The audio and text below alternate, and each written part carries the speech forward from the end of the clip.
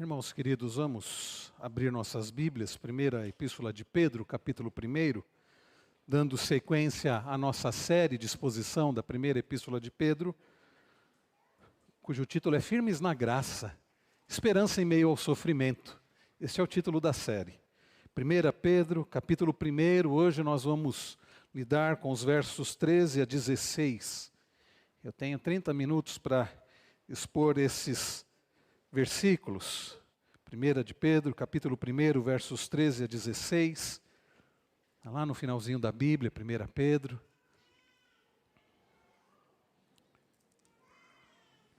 Irmãos, eu lerei e peço que vocês acompanhem com fé, com atenção, com interesse. E a santa, preciosa palavra de Deus para o nosso coração. Nos diz assim: por isso, preparando o seu entendimento, sejam sóbrios e esperem inteiramente na graça que lhes está sendo trazida na revelação de Jesus Cristo. Como filhos obedientes, não vivam conforme as paixões que vocês tinham anteriormente, quando ainda estavam na ignorância. Pelo contrário, assim como é santo aquele que os chamou, sejam santos vocês também em tudo o que fizerem, porque está escrito: sejam santos, porque eu sou santo. Vamos orar mais uma vez. Pai Celestial, como tem sido abençoador prestarmos esse culto ao Senhor, cantarmos, orarmos, lermos a Tua Palavra, e agora pedimos, ó Deus, que o Senhor fale ao nosso coração. Que as crianças, adolescentes, jovens, adultos, que todos nós sejamos edificados. Aqueles que aqui estão, aqueles que nos acompanham à distância, aqueles que ouvirão essa mensagem num outro momento, que o Senhor fale aos nossos corações, no precioso e santo nome daquele que nos amou a ponto de se entregar por nós. Em nome de Jesus é que nós oramos gratos. Amém. Nós cantávamos ainda há pouco um cântico que fomos relembrados, e uma parte do cântico dizia assim: difícil é o caminhar. É isso, né? Difícil é o caminhar. Nunca pensei que eu fosse alcançar. Sabe, queridos, é isso mesmo. O caminhar não é fácil. O nosso caminhar, a nossa vida, o nosso viver não é fácil. Principalmente quando nós falamos acerca de um viver conforme a vontade do Senhor. Um viver agradável ao Senhor. Não é fácil. Difícil é o caminhar. Difícil é o caminhar, queridos, porque nós não somos perfeitos. Difícil é o caminhar porque nós, por vezes, falhamos porque não somos fortes. Difícil é o caminhar porque, por vezes, enfrentamos oposição, enfrentamos pessoas que são contra nós, um mundo que é contra nós porque é contra Cristo. Difícil é o caminhar. Nunca pensei que eu fosse alcançar. Sabe, irmãos, por vezes eu penso, eu nunca vou alcançar. Eu nunca alcançarei o padrão de Deus, nunca alcançarei um viver agradável ao Senhor como deveria. Mas então o cântico que nós cantamos não para por aí. Diz: difícil é o caminhar, nunca pensei que fosse alcançar. Aí o que diz em seguida? Teu amor não falha. Eis aqui, meus irmãos, o segredo, se é algum segredo. Se difícil é o caminhar, se humanamente falando nós não vamos alcançar, a boa notícia para nós é que o amor de Deus não falha. Então, queridos, na nossa vida, no nosso caminhar, diante de tantos desafios, diante do mandamento do Senhor de sermos santos, diante da vontade de Deus para a nossa vida, se difícil é o caminhar, se humanamente falando nós não podemos alcançar, lembrar que o amor de Deus não falha, lembrar do Evangelho, é isso que fará toda a diferença na minha e na sua vida. E é sobre isso, queridos, que Pedro está falando aqui. Pedro está nos ensinando sobre olharmos para o Senhor, para que possamos viver uma vida agradável ao Senhor. Hoje aprenderemos que sermos alcançados pela graça de Deus, através do Evangelho, implica numa vida de esperança em Cristo e na volta de Cristo. Sendo então nós conformados ou sendo feitos à imagem de Cristo.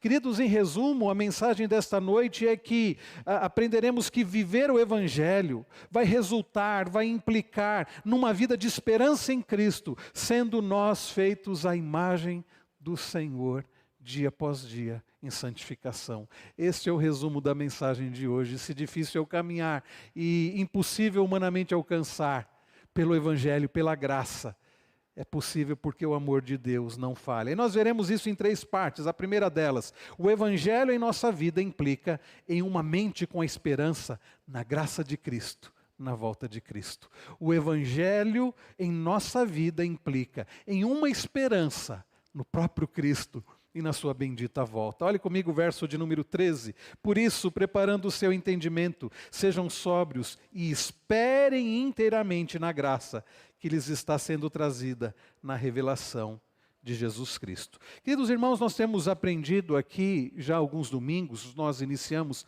a exposição de 1 Pedro, e o que nós estamos aprendendo é que Pedro escreveu primeiramente a um grupo de pessoas que estavam lá na região da Ásia Menor, hoje é a Turquia.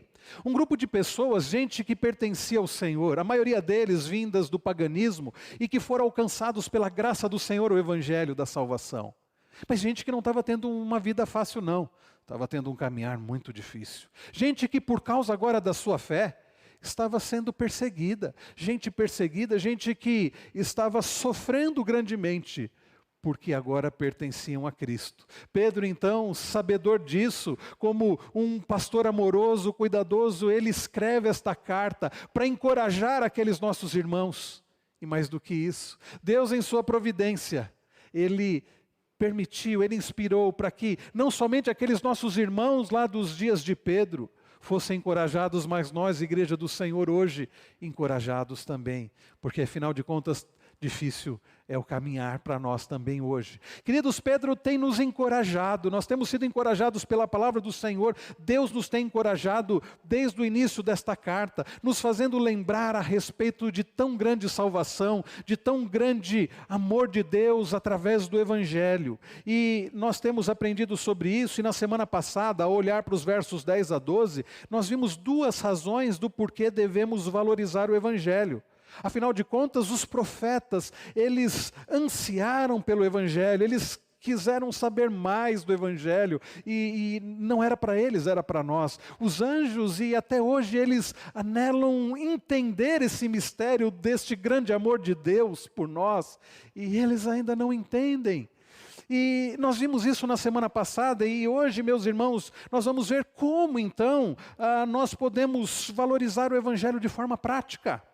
Já que os profetas quiseram compreender melhor, já que os anjos anelaram por entender como nós devemos viver de forma prática, valorizando o Evangelho. Bem, como nós vimos em primeiro lugar, olhando para o verso de número 13, tendo a nossa esperança no próprio Senhor Jesus e na sua bendita volta. Pedro diz, por isso o quê? Ou seja, este verso, as palavras que Pedro diz agora, tem a ver com o que ele disse antes. Já que vocês foram salvos, e vejam quantas coisas ele disse antes. Por exemplo, no verso 10 ele fala a respeito dessa salvação que os profetas indagaram. Mas antes disso, Pedro falou sobre quem Deus é e o que Deus fez. Pedro falou sobre a salvação, sobre a graça do Senhor sobre as nossas vidas. Então Pedro agora diz, por causa de tudo isso, por causa de tão grande salvação, por causa de tão grande amor de Deus, por causa do Evangelho, por isso, preparando o seu entendimento, sejam sóbrios, esperem inteiramente na graça que lhes está sendo trazida na revelação de Jesus Cristo. Aqui nós temos alguns verbos, e o verbo principal desse versículo, é por onde eu quero começar, é o verbo esperar. Aqui ele diz, esperem inteiramente na graça. Queridos irmãos, qual é a implicação do Evangelho e como valorizamos o Evangelho? É colocando a nossa esperança no lugar certo, na pessoa certa. Eu percebo, queridos, que muita da nossa dificuldade no nosso viver É porque a nossa esperança está no lugar errado, na pessoa errada, em pessoas erradas, em coisas erradas. Erradas no sentido de não ser aquela onde nós deveríamos colocar a nossa esperança. Por que é que por vezes nós patinamos na nossa vida? Por que é que por vezes não saímos do lugar? Por que é que por vezes não vivemos uma vida como deveríamos viver? Porque a nossa esperança não está naquele que é a nossa esperança, que deveria ser a nossa esperança, que é o próprio Senhor Jesus Cristo. Pedro, ao encorajar aqueles irmãos, ele não diz assim, olha, esperem por um governo melhor. Afinal de contas, vai ter, quando tiver eleições, vai ter uma mudança, e aí vai melhorar a coisa. Pedro não diz isso. Pedro não diz assim, olha, acreditem mais em vocês mesmos, vocês precisam olhar para vocês e ver com a capacidade que vocês têm, então esperem mais em vocês mesmos. Aliás, essa é uma mensagem muito, muito comum nos dias de hoje. Acredite mais em você mesmo, confie mais em você mesmo. Pedro não diz assim, coloquem a esperança de vocês num pensamento positivo. Nada disso. O que Pedro diz é, esperem inteiramente na graça que lhes está sendo trazida, na revelação de Jesus Cristo. Esperar inteiramente, esperar completamente, esperar sobre tudo, é colocar totalmente a nossa esperança em quem? Em quê? Na graça que será manifestada quando Jesus Cristo voltar. Pedro, queridos, está dizendo para aqueles nossos irmãos, disse para aqueles nossos irmãos, e a palavra nos diz hoje, que nós devemos olhar para frente. O nosso olhar não deve ser para nós mesmos, não deve ser para dentro, no sentido de buscar alguma esperança em nós mesmos. O nosso olhar não deve estar ao redor, nas circunstâncias, nas pessoas, nas situações. Aliás, como disse Steve Lawson, quando eu olho para mim mesmo, eu me deprimo. Quando eu olho ao redor, eu me desanimo. Mas quando eu olho para Cristo, é isso que faz toda a diferença. Irmãos, Pedro está nos dizendo que nós devemos olhar para Cristo, que a nossa esperança tem que estar em Cristo Jesus. O autor aos Hebreus diz que devemos olhar firmemente para o autor e consumador da fé. Depositar inteiramente a esperança, olhar firmemente para aquele que é o autor e consumador da nossa fé, para aquele, queridos, que veio a este mundo, entregou o seu corpo na cruz, derramou o seu precioso sangue por nós. Olhar para aquele que ressuscitou dentre os mortos, está à direita de Deus e intercede por nós, como Paulo escreve em Romanos 8, olhar para aquele que um dia voltará. E quando ele voltar, o seu reino, que já teve início, é o já e o ainda não, o seu reino porque Cristo já reina, mas o seu reino que será visível. Então, quando Cristo voltar, nós, queridos, teremos a nossa salvação, enfim, completada. Ou seja, nós estamos neste processo, ainda que possamos ter certeza da salvação, mas somente na glorificação este processo terá, então se findará no sentido de ser completo. Hoje nós já desfrutamos das bênçãos da graça do Senhor, da salvação, já desfrutamos do fato de que pertencemos ao Senhor, já vivemos como povo de Deus adorando ao Senhor, mas um dia isso será completo. O que hoje vivemos parcialmente, um dia será completo, na bendita volta do nosso Senhor Jesus Cristo. Eu percebo que nós, como eu disse, patinamos na nossa vida. Eu percebo que por vezes nós falhamos porque não estamos olhando para onde deveríamos olhar. E então tentamos e falhamos porque não estamos com a esperança em Cristo. Porque quando você olha para você mesmo, você se desanima e alguém diz assim, você precisa melhorar. E você olha para você mesmo, você desanima. Você precisa servir ao Senhor, você precisa entregar a sua vida ao Senhor. A sua vida tem que ser para a glória do Senhor. O seu trabalho tem que ser para a glória do Senhor.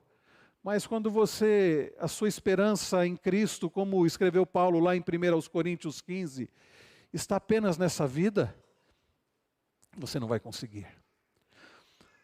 Por que hoje nós vemos, e isso não é algo novo, mas está tão claro para nós hoje, adolescentes e jovens se acabando na bebida e em tantas outras coisas? Eles vivem a vida do aproveite o dia. Lembra daquele filme Sociedade dos Poetas Mortos? Que o professor diz assim aos seus alunos, carpe diem, aproveite o dia, expressão do latim, né? Aproveite o dia. É aquele sentido de viva como se não houvesse o amanhã. Então, faça tudo o que você puder fazer hoje, afinal de contas, não sabemos se haverá amanhã. Bem, neste mundo pós-moderno, na cabeça das pessoas é assim: eu não sei se haverá amanhã, não há esperança para o amanhã, então vamos aproveitar o dia, vamos curtir, vamos aproveitar, fazer tudo o que nós pudermos fazer, aproveitar ao máximo possível, desfrutar ao máximo desta vida, afinal de contas nós não sabemos nem se haverá amanhã. Isso, queridos, é uma vida bastante pequena, porque é a mentalidade de alguém cuja existência se limita apenas a alguns poucos anos, e nós nem sabemos quantos anos aqui. Se 50, 60, 80, 90, 100, não sabemos. E então a pessoa, com essa perspectiva de vida, com essa esperança apenas nesta vida, como ela poderá ter uma vida de excelência? Como ela poderá ter uma vida de entrega, uma vida de consagração, uma vida de serviço, uma vida de adoração? Sendo que para ela não haverá o amanhã, mas para nós que pertencemos ao Senhor, que fomos alcançados pela maravilhosa graça do Senhor, que, como nós lemos ainda há pouco em Efésios 1, fomos predestinados pelo Senhor, escolhidos antes da fundação do mundo, como nós somos adotados pelo Senhor para o louvor da sua glória. Como nós não colocaremos a nossa esperança em Cristo e no fato de que um dia Ele voltará? E todas as coisas serão transformadas e haverá a consumação de todas as coisas.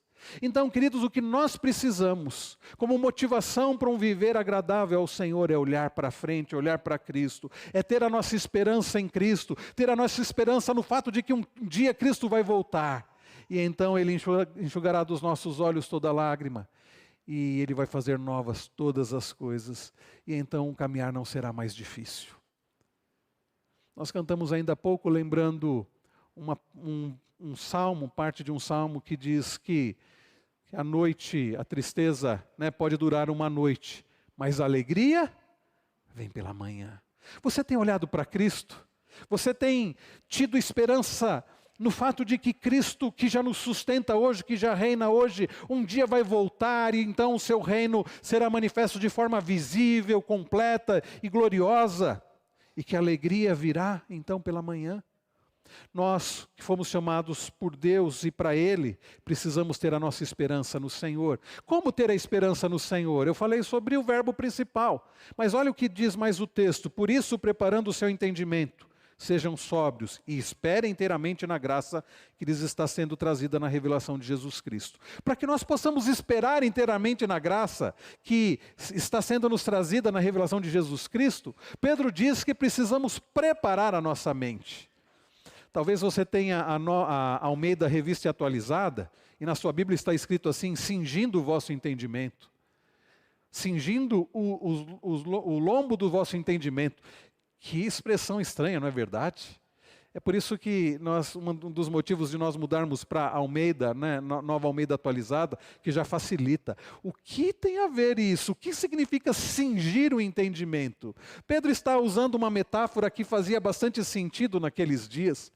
Eram dias em que as pessoas usavam roupas largas, aquelas túnicas.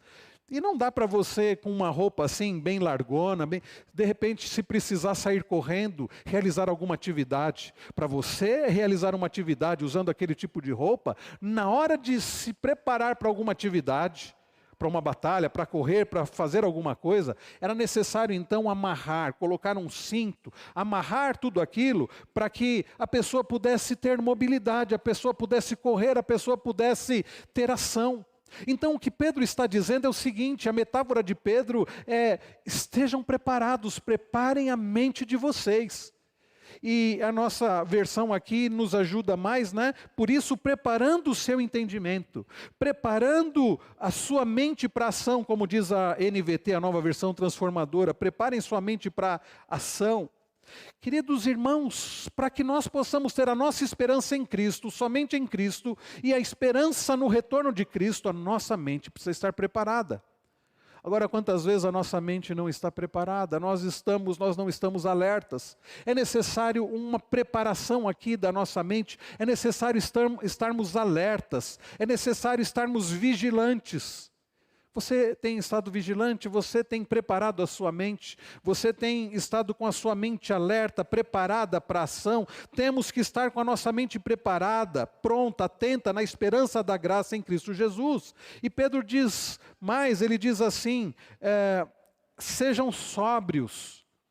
Algumas versões traduzem assim, tenham autocontrole. É exatamente isso, a nossa mente precisa estar vigilante, para que possamos ter a nossa esperança em Cristo, para que possamos olhar para Cristo. É preciso sobriedade, é preciso vigilância. Essa palavra era muito usada, empregada para pessoas que tinham dificuldades, né, com o álcool, com o uso de álcool, ou hoje com o uso de drogas, pessoas que não conseguem se controlar. Então é dito, vocês precisam ser sóbrios.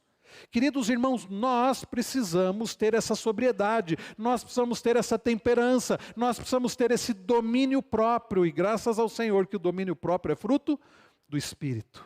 Então, se você tem tido dificuldade de colocar a sua esperança em Cristo, diga: Senhor, prepare a minha mente, me ajude, prepare o meu coração, dá-me, Senhor, domínio próprio, para que eu possa, ao invés de olhar para as circunstâncias, ao invés de olhar para mim mesmo, para que eu possa olhar para Cristo, somente para Cristo, inteiramente para Cristo.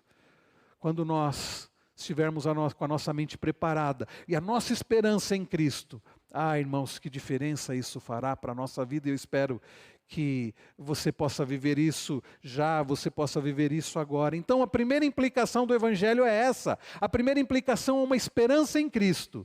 A segunda implicação nós encontramos no verso de número 14. A segunda implicação, já que nós precisamos ter a nossa mente em Cristo, vejam que ele diz: nós não devemos viver conforme nós vivíamos anteriormente. Olhe comigo o verso 14. Como filhos obedientes, não vivam conforme as paixões que vocês tinham anteriormente, quando ainda estavam na ignorância. Em outras palavras, queridos, a segunda implicação do Evangelho é uma vida de obediência, uma vida de não conformidade e de não conformismo como vivíamos antes, como é o mundo sem Deus, as pessoas sem Deus. Pedro nos diz, como filhos obedientes, e isso é digno de nota porque quantas vezes nós falhamos na nossa obediência porque invertemos as coisas. Eu vejo no legalismo, quando se diz assim: se você quer alcançar o favor de Deus, se você quer alcançar a graça de Deus, a atenção de Deus, o amor de Deus, se esforce. Isso é terrível, não sei se você já viveu nesse tipo de processo, isso não é incomum mesmo no meio do evangelicalismo brasileiro. Se você quer alcançar as bênçãos de Deus, se você quer alcançar a salvação, se você quer alcançar o favor de Deus, o amor de Deus, se esforce. Há algumas igrejas em que os púlpitos são servem apenas para a proclamação do legalismo. Se esforce para que você alcance, se esforce para que Deus olhe para você, se esforce para você alcançar a salvação, se esforce para você não perder a salvação. E sabe qual é o problema disso tudo? É que ninguém vai alcançar nada, porque o nosso próprio esforço, o nosso autoesforço, sem a graça de Deus, sem a motivação correta, não nos leva a nada, a não ser a falhar, a não ser nos frustrar e dizer: errei de novo, não consegui alcançar. Cantamos ainda há pouco: difícil é o caminhar, pensei que nunca iria alcançar. Agora percebam, meus irmãos, que Pedro não diz assim: para que vocês se tornem filhos, obedeçam. Para que vocês se tornem filhos, obedeçam, não. Não é isso que ele diz assim. Ele diz assim: como filhos obedientes, não vivam conforme as paixões que vocês tinham anteriormente. Como filhos obedientes. O que Pedro está dizendo é o seguinte: vocês já são filhos. Vocês já pertencem ao Pai. Vocês já foram adotados na família da fé. Vocês já são amados por Deus. Então agora, obedeçam. Que diferença isso faz. Como inverter isso faz toda a diferença. Dizer: eu preciso obedecer para me tornar filho. Eu preciso me esforçar para Deus me amar. Do que dizer: Deus me ama, então eu posso obedecer. Deus me ama, por isso eu vou obedecer. Eu já pertenço ao Senhor, eu já tenho tudo que eu preciso para viver uma vida agradável ao Senhor. Agora eu vou viver. Queridos irmãos, nós fomos chamados, e nós lemos ainda há pouco, Efésios capítulo 1 disse exatamente isso. Nós fomos predestinados, nós fomos escolhidos por Deus antes da fundação do mundo para o louvor da sua glória. Nós fomos amados por Deus e agora podemos viver para a glória do Senhor. Irmãos queridos, pensem, Reverendo Wilson vai iniciar hoje Êxodo. O povo de Deus não recebeu a lei no Egito. O povo de Deus não recebeu a lei quando era escravo. O povo de Deus primeiro foi liberto por Deus. Foi alcançado, a graça do Senhor alcançou o seu povo, libertou o seu povo.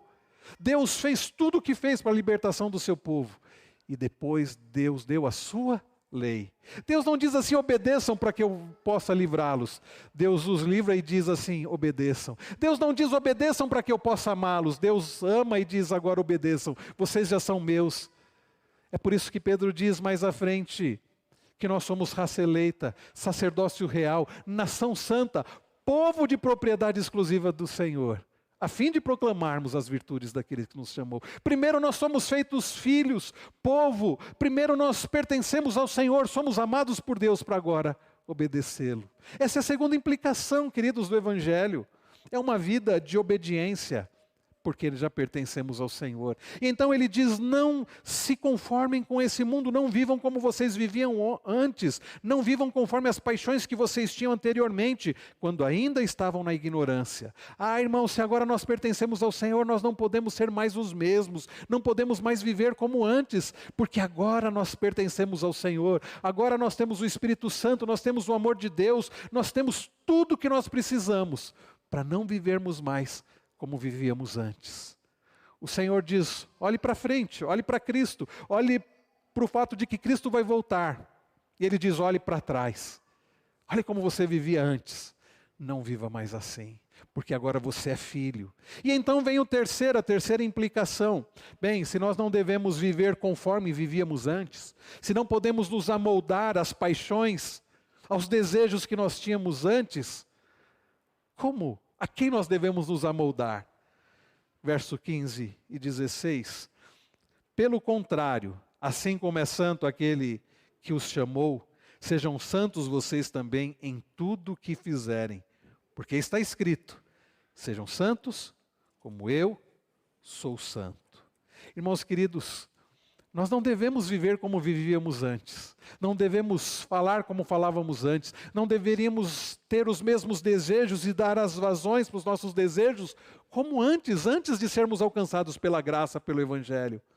Não devemos mais ser parecidos com o mundo, devemos ser parecidos com quem? Com o Senhor. É por isso que a terceira implicação é da imitação. A primeira implicação é da esperança, a segunda é da obediência, a terceira é da imitação. Imitar a quem? Ao Senhor. Sede santos, porque eu sou santo. Irmãos, foi para isso que Deus nos chamou. Nós lemos ainda há pouco em Efésios que antes da fundação do mundo, Deus nos escolheu nele para sermos santos e irrepreensíveis diante dele. Foi para sermos santos que Deus nos chamou. Não foi para que você tenha uma vida mais confortável. Não foi para que você tenha simplesmente um maior conhecimento. Não foi para que você tenha notoriedade, glória humana. Foi para que você seja parecido com Cristo. Deus nos chamou para nos conformar à imagem do seu amado Filho Jesus Cristo. Para fazer aquilo que o pecado acabou desfigurando na queda, porque Deus criou o homem à sua imagem e semelhança, e o pecado desfigurou. E o que Deus está fazendo agora, neste processo da santificação, é restaurar essa imagem e semelhança, é nos fazer parecidos com seu amado Filho Jesus Cristo. E quando Ele voltar, e esta é a nossa esperança, este processo então alcançará o seu ápice, e o nosso corpo será transformado em glória. Queridos irmãos, esta é a terceira implicação. Deus nos escolheu para Ele, para sermos santos. Deus quer compartilhar conosco deste atributo, e a santidade de Deus é o principal atributo de Deus. É o atributo, a W. Pink diz que é o atributo que liga todos os demais atributos. Quando nós pensamos em amor, em bondade, em fidelidade, quando nós pensamos em todos os demais atributos de Deus, sejam os comunicáveis ou os incomunicáveis, sejam aqueles que Ele comunicou a nós, ou sejam aqueles que só Deus tem, todos estão ligados a este atributo, a sua santidade, o seu caráter santo. E é interessante que Deus quer compartilhar deste atributo conosco. E então, irmãos queridos, nós precisamos imitar ao Senhor. Esta é a terceira e última implicação para as nossas vidas. Pedro nos encoraja a vivermos uma vida não mais como antes, a vivermos agora uma vida não de forma ordinária, mas extraordinária, uma vida no Evangelho. Uma vida no Evangelho é uma vida que implica em esperança.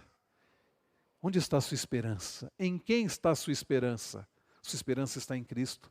Sua esperança em Cristo, como diz Paulo, é apenas nesta vida, lá em 1 Coríntios 15, ou sua esperança em Cristo é além desta vida? Porque se a nossa esperança em Cristo Jesus, diz Paulo lá em 1 Coríntios capítulo 15, verso 19, se a nossa esperança em Cristo Jesus for apenas nesta vida, somos os mais infelizes de todos os homens. A pergunta continua, sua esperança em Cristo, conforme Pedro diz aqui, a sua esperança está inteiramente na revelação que está sendo trazida para nós em Cristo? Nós aprendemos, queridos, em segundo lugar, que somos filhos, e se somos filhos, não podemos viver de qualquer jeito, precisamos viver em obediência, não como vivíamos antes. E com qual motivação? É que nós já pertencemos ao Senhor. Não é que vamos obedecer para alcançar algo, mas é o fato de que Cristo já alcançou tudo para nós. Podemos obedecer e devemos obedecer, como filhos que somos. E a terceira implicação é da imitação. É de sermos imitadores do Senhor. Sede santos porque eu sou santo. Pedro repete palavras de Levíticos. E Pedro diz, por que está escrito? Está escrito na palavra. Não é invenção da igreja, não saiu da minha cabeça, não foi Pedro quem inventou isso. Deus disse, sede santos porque eu sou santo. Vamos conseguir alcançar este padrão, meus irmãos? Não. Devemos buscar sim. E o que nos anima é saber que em Cristo Jesus, fortalecidos por Ele, Deus, a cada dia, está nesse processo da santificação, nos tornando mais parecidos com seu amado Filho Jesus Cristo, a quem nós devemos amar e imitar.